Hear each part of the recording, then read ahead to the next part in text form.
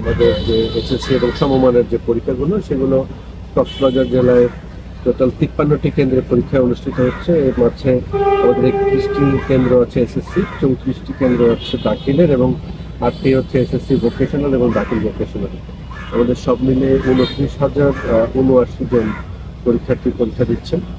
আমরা ইতিমধ্যে এর আগেই আমাদের সরকার নির্দেশনা অনুযায়ী এবং আমাদের মাধ্যমিক উচ্চ শিক্ষা বিভাগের নির্দেশনা অনুযায়ী আমরা আমাদের সকল প্রস্তুতি সম্পন্ন করেছিলাম।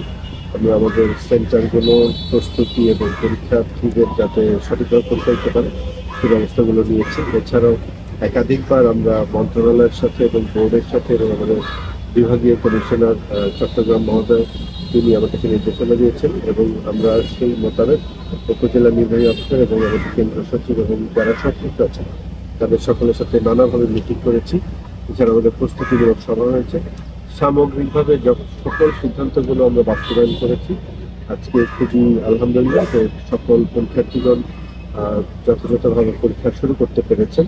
আমরা আশা করছি পরবর্তী পরীক্ষাগুলো এরকম সুশৃঙ্খল পরিবেশে অনুষ্ঠিত হবে।